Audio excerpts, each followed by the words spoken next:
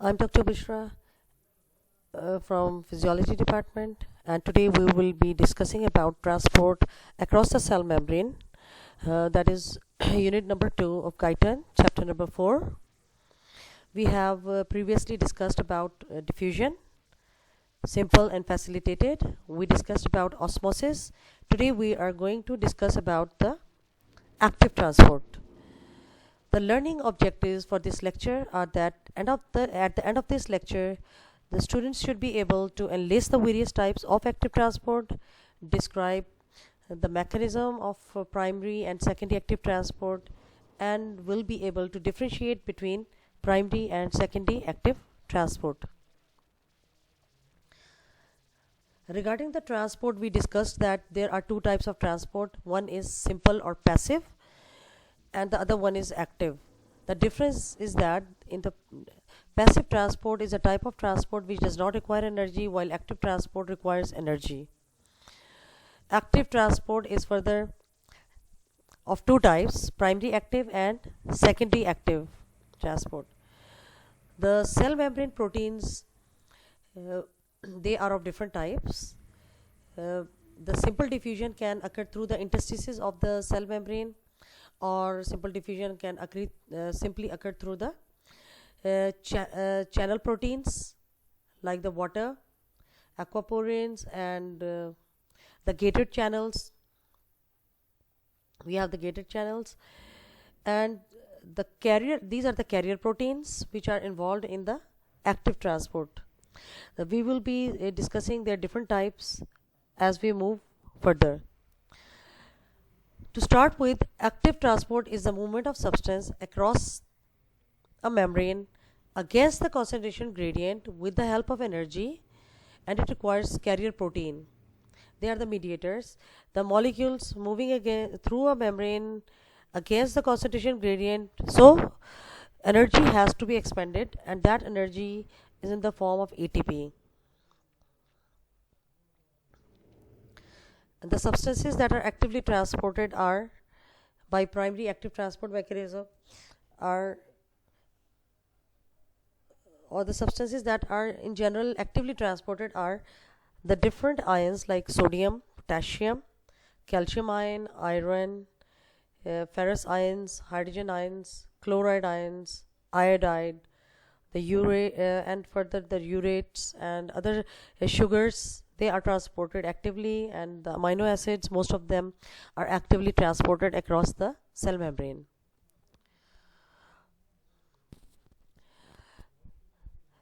Primary active transport. This is a type of transport in which energy is derived directly by the cleavage of ATP.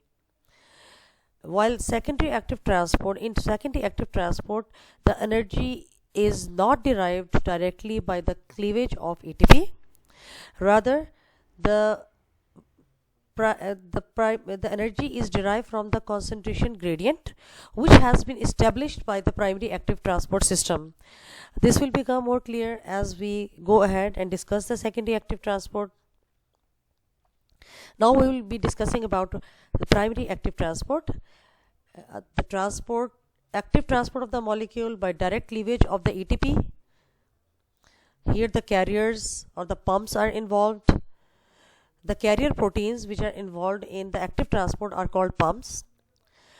They have ATPase activity, that is, they are able to break down the ATP to release the energy. And the ions that are transported by primary active mechanism are sodium, potassium, calcium, hydrogen, and iodide ion.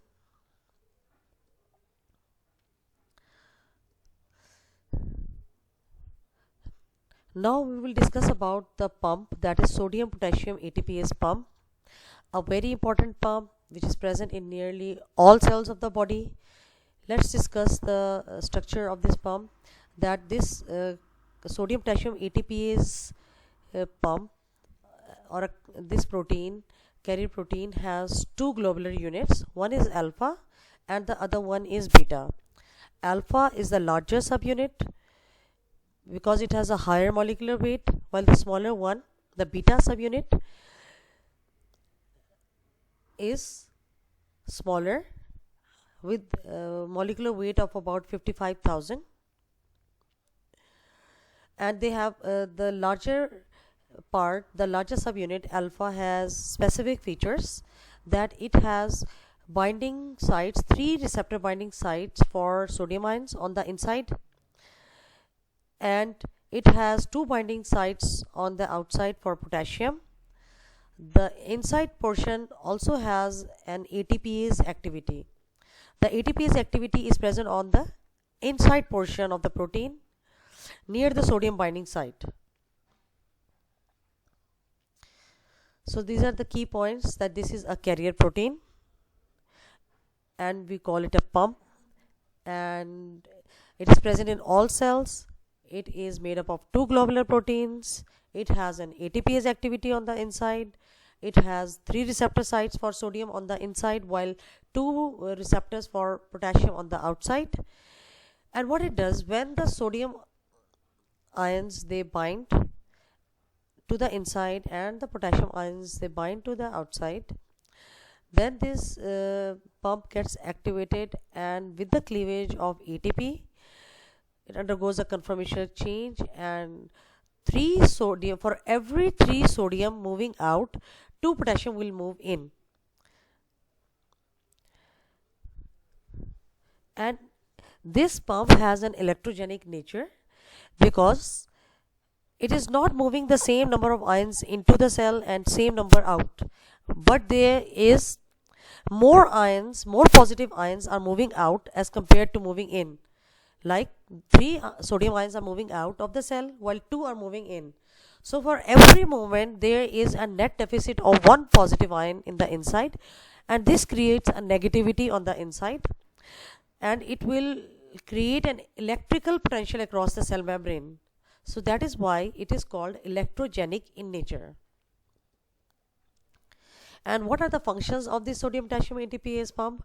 One of the important functions is to maintain or establish the concentration gradients across the membrane.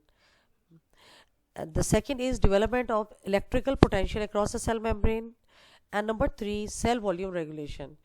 Because the sodium ions they should not be accumulating inside the cell. They should be moving out of the cell, because if the sodium ions they remain inside the cell, they will upset the osmotic balance, and they will cause the inward movement of the water and can cause cell lysis. So it is important that the sodium ions have keep moving out of the cell, while the potassium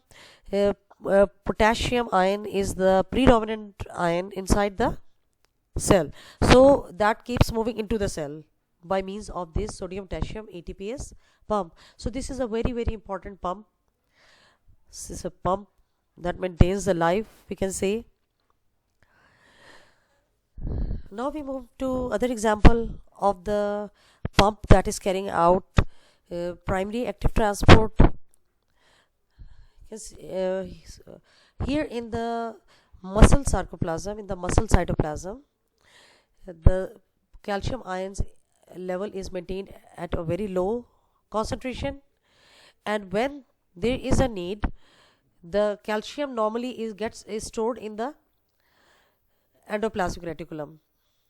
This is the storehouse of calcium, and when the need arises, or when the muscle action potential gives a message, then these pumps they open up and they allow the movement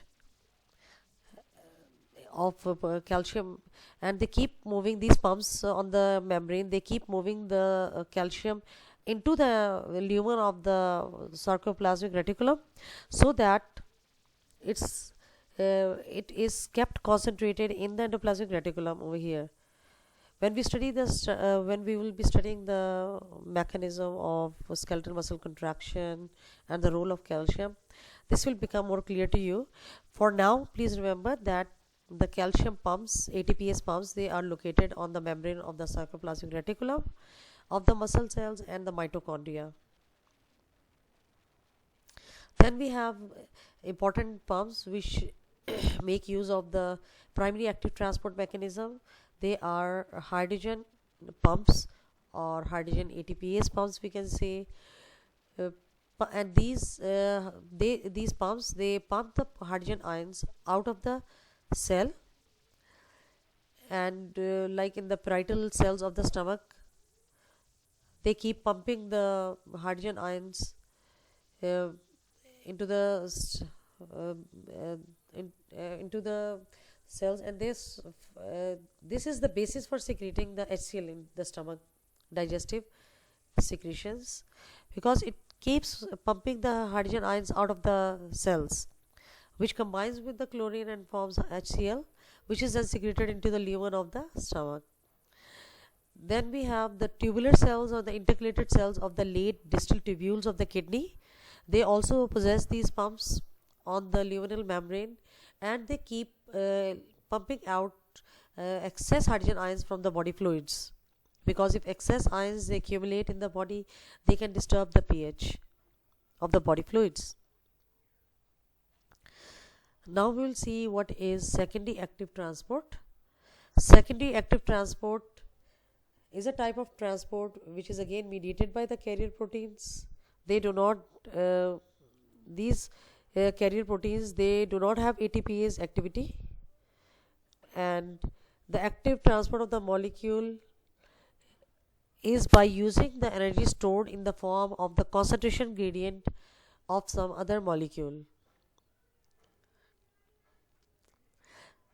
Normally what happens is that sodium is generally utilized for secondary active transport of other molecules. This is the molecule that has to be co-transported or counter-transported. सबसे पहले क्या होता है कि जो cell के अंदर sodium होता है, that is moved out of each cell by the sodium potassium ATPase pump. कि सोडियम का लेवल सेल के अंदर लो रखा जाता है, because the sodium potassium ATPase pump is continuously moving the sodium out. जब इसका लेवल लो होगा, then the sodium ions can move downhill into the cell and move the other molecule uphill. अभी मैं आपको बताती हूँ. As you can see here,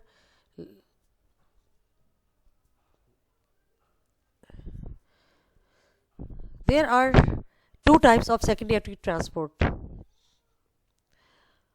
One is co-transport.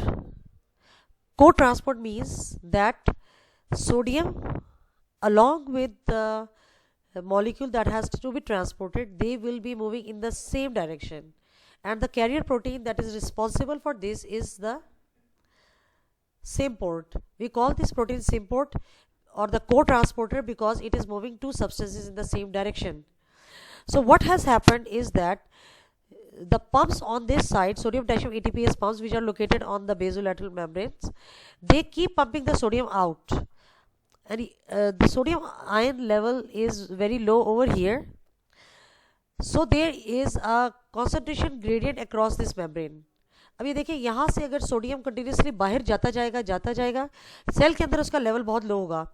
So now ये जो कैरियर प्रोटीन है ये इसको इनवर्ड मूव करेगा. This is down the gradient from high concentration to low, क्योंकि सेल के अंदर on the first place primary active transporter ने सोडियम को बाहर मूव किया है और उसका लेवल को लो कर दिया यहाँ पे, और जब यहाँ पे लेवल लो होगा तो sodium can easily move in down the concentration gradient, but the other substance will be actively transported against the gradient. देखिए यहाँ पे एक substance है, for example let's say in the lumen of the GIT, sodium के साथ glucose usually transport होता है, and glucose level is low here, and then it will be moving against the concentration gradient. While counter transport, in case of counter transport, sodium and the other substance they move in the opposite directions. Okay, so we call this transporter protein antiporter. Let's discuss the different types of carrier proteins involved in the transport. The uniport is a carrier protein that only transports one molecule across the membrane. That is why it is called uniport. transporting only one substance. Same porter is a carrier protein which carries two molecules in the same direction. Like you can see here, S1 and S2 moving in the same direction, while antiports are carrier proteins that carry two molecules in the opposite direction.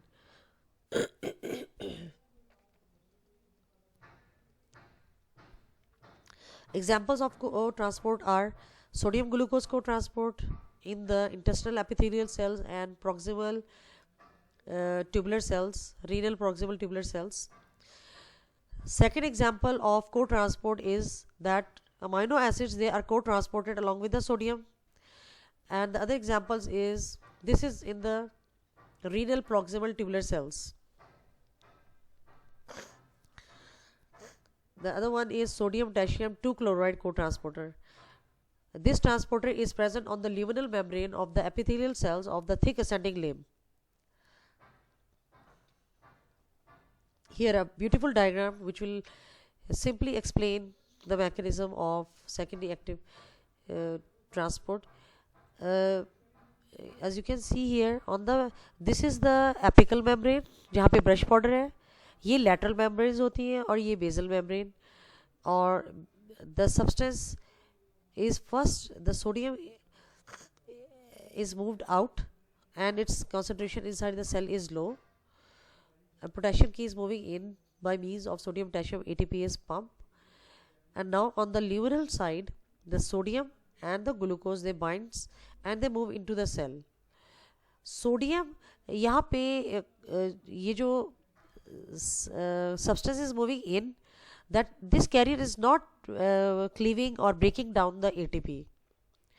इसमें ये जो concentration gradient है यहाँ पे, it has the energy stored in it. ये जो concentration gradient of sodium है, ये difference है अंदर और बाहर. इसमें energy stored है, it has a potential energy, and now the sodium will move in down the concentration gradient and glucose moves against the concentration gradient, and this is importer is driven by the high extracellular sodium. Counter transport, examples of counter transport are sodium and calcium present in most of the cells, and sodium and hydrogen counter transport in the renal proximal tubular cells. ये देखिए sodium calcium counter transporter in the muscle cell. Here sodium एक direction में move कर रहा है, calcium is moving in the opposite direction, so that is why it is called a counter transporter. So we have discussed the basic. This is a summary. This is a table which is summarizing the different types of transport. You can see here simple diffusion is a downhill type of transport, passive transport. It is not carrier mediated and does not use metabolic energy, and it is not dependent on sodium gradient. Facilitated diffusion is again a passive type of transport, but it is carrier mediated. It does not use energy. Passive primary active transport is an active type of transport, carrier mediated, and yes, it is using metabolic energy in the form of ATP directly by the cleavage of ATP, and it is not dependent on sodium gradient. While the counter transport and co-transport, they are secondary active transports, they are also carrier mediated. They use energy but in an indirect way, and they are dependent on sodium gradient. Now we will discuss about some special types of active transport.